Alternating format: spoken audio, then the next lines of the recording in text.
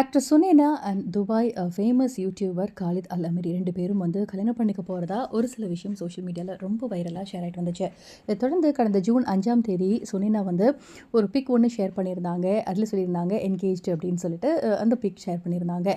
அதில் அவங்க கையில் ஒரு ரிங் போட்டிருந்தாங்க. இன்னொரு விஷயம் என்ன அப்படின்னா, அடுத்த சில நாட்கள் கழிச்சு காலித் அல் அமீரி அவருமே வந்து ஒரு ஃபோட்டோ போட்டு என்கேஜ் ஆயிடுச்சு அப்படின்ற மாதிரி போட்டிருந்தாரு. அதில் 2 பேர் கையிலுமே ரிங் இருந்துச்சு.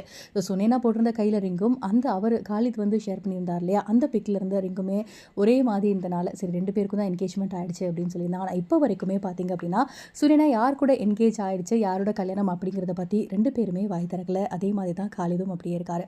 ஆனால் சுனேனா வந்து சோஷியல் மீடியாவில் ஒரு சில பிக் ஷேர் பண்ணால் உடனே அதுக்கு வந்து கமெண்ட் பண்ணுறதும், ரிப்ளை பண்ணுறதும், லைக் பண்ணுறதும், இந்த மாதிரி வேலைகள்லாம் வந்து காலிது பண்ணிகிட்டே தான் இருக்காரு.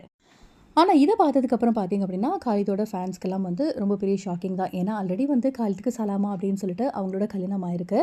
அவங்களுக்கு வந்து 2 ஆண் பிள்ளைகள் இருக்காங்க.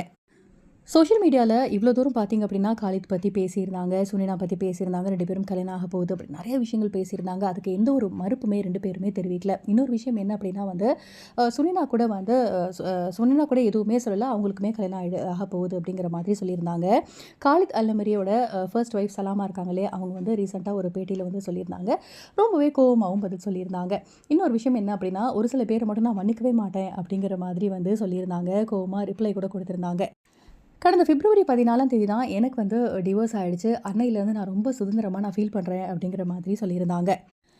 இப்போ ரீசெண்டாக பார்த்தீங்க அப்படின்னா காலித் அல் அமீரி இருக்கார் இல்லையா, அவர் வந்து அவரோட ஃபர்ஸ்ட் ஒய்ஃப்க்கு பதில் சொல்கிற விதமாக ஒரு போஸ்ட் ஒன்று ஷேர் பண்ணியிருக்காரு. அதில் அவர் என்ன சொல்லியிருக்காரு அப்படின்னா, உங்களை யார் லவ் பண்ணுறாங்களோ அவங்க மேலே வந்து ஃபோக்கஸ் பண்ணுங்கள். அதே மாதிரி உங்களோட ஒர்க் மேலே வந்து ஃபோக்கஸ் பண்ணுங்கள். உங்களோட பாஸ்ட்டெல்லாம் நீங்கள் மறந்துடுங்க. அதே மாதிரி என்ன பண்ணணுமோ அதை நோக்கி போங்க. உங்கள் கோல், உங்கள் ட்ரீம்ஸை நோக்கி போங்க. அது எல்லாமே உங்களுக்காக காத்திருக்கு அப்படிங்கிற மாதிரி ஒரு போஸ்ட் ஒன்று ஷேர் பண்ணியிருக்காரு. இந்த ஒரு பதிவு பார்த்தீங்க அப்படின்னா சலாமாக்கு ரிப்ளை கொடுக்குற மாதிரி இருக்குது அப்படின்னு சொல்லி நிறைய பேர் வந்து சொல்லிட்டு வந்துட்டுருக்காங்க. அதே மாதிரி சுனினாவும் பார்த்தீங்க அப்படின்னா எக்ஸ் பிளாட்ஃபார்மில் வந்து ஒரு ஃபேன் ஒருத்தர் கேள்வி கேட்டிருந்தாரு. ஸோ உங்களோட கெரியர் பற்றி சொல்லுங்கள், அதே மாதிரி உங்களோட ஃப்யூச்சர் பற்றி சொல்லுங்கள், என்ன நினைக்கிறீங்க அப்படிங்கிற மாதிரி கேட்டிருந்தாரு.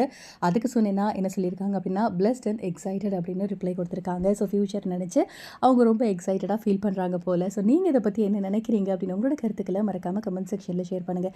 அண்ட் இந்த மாதிரி மோர் அப்டேட்க்கு நம்ம சேனலை சப்ஸ்கிரைப் பண்ணிக்கோங்க. தேங்க்யூ.